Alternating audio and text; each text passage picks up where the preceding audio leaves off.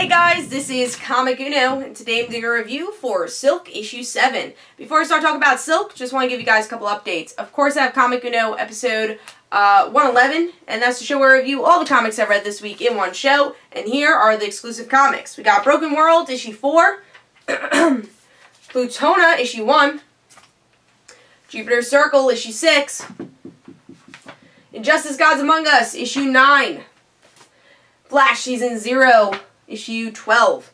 We Can Stand on Guard, issue 3, and Silver Surfer, issue 14. So if you want to go check out all those reviews, go to Comic Uno, episode 111. Also, guys, I will be having a Like Father, Like Daughter Q&A tomorrow, because we have the launch of the Kickstarter. Really excited about that. So that'll be at 8 o'clock p.m. Eastern Time, so be sure to check that out. But let's talk about Silk, issue 7.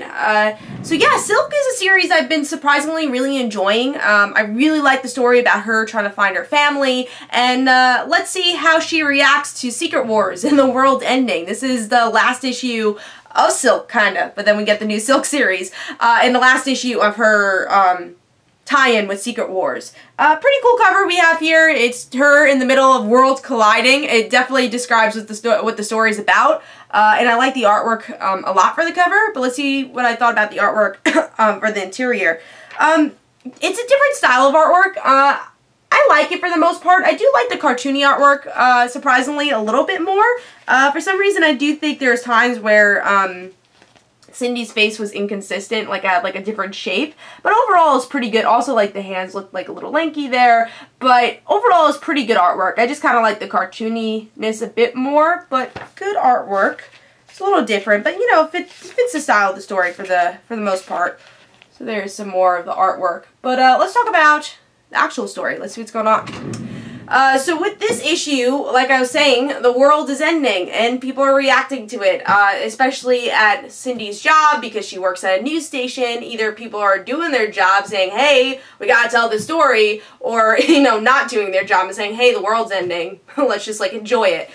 So you get to see those two differences. And then Cindy, she goes to J. Jonah Jameson, says, oh, you know, what assignment do you want me to do next? World's ending. What do you want me to cover? And J. Jonah Jameson says, well, I think I found your brother. It's like, and then tells the story of the brother being part of the Goblin Gang, which was, you know, part of the whole Goblin Nation story arc. And then Cindy's not believing this. He changed his name, and she's like, ah, that's not my brother. And then J. Jonah Jameson was like, oh, you know, just go see. That's your job. Just go see if it's your brother or not. Go find him. And then, of course, like, things get in the way. She has to save people because the world is ending and she's a superhero. And now they're moments away and she's trying to find her brother. And there is a moment in this issue, she almost dies, and the Pokemon villain or friend, Harris Porter, saves her. And this is the chance that Silk now has to go see her brother. And she does find her brother. He's in a halfway home, or actually I think it was assisted living. It was assisted living, and you see that he's obsessed with Silk and his sister, and they get to have their final moments with each other. And that is the end of the issue. I really enjoyed this issue. You know, again, Silk has been such a pleasant surprise for me. And yeah, you know, the artwork's a bit different, but I do think it fits the story pretty well. And the story was great. First, let's go to J. Jonah Jameson. He was such an MVP for this issue. I love J. Jonah Jameson in this series because you get to see who he is. He's screaming, yelling, he wants the story, but at the same time he has a heart, you know, and he, you know, will call Cindy Analog and pretend not to really know her name, but then says, you know, Cindy, go see your brother.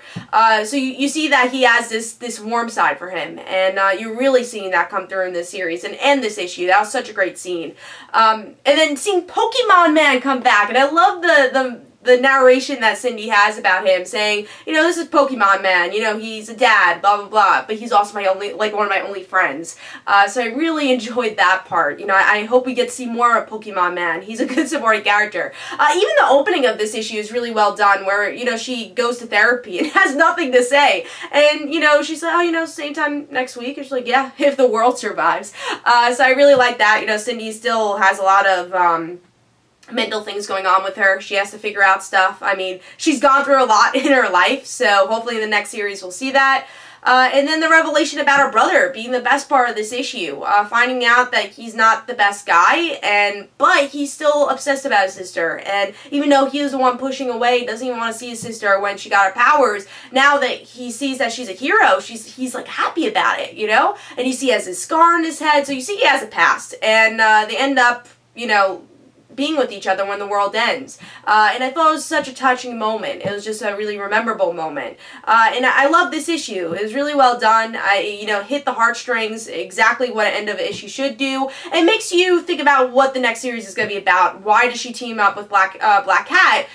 Probably because of her brother being in this villain-esque role, and being with some bad guys, and maybe trying to clear his name a bit by using her powers. And I'm really excited to see their relationship form and see where their relationship is at, and hopefully both of them try to find their parents. So I thought it was a really good lead up to the next issue or next series, which I'm really excited to read. I think it comes out in November, and it was just a really well done issue. So Silk is actually my pick of the week. I gave it 4.5 stars. I was really impressed with it, and I can't wait to read more. If you haven't read Silk, it's a really great series that is a pleasant surprise. So hope you guys enjoyed. This is Comic Uno. This is my pick of the week, 4.5 stars. Don't forget to follow me on Twitter. Don't forget to like my Facebook page. Also, description below, there's links from my comic book, Like Father, Like Daughter. And don't forget to like the Facebook page of Like Father, Like Daughter. And I'll see you guys later. Bye.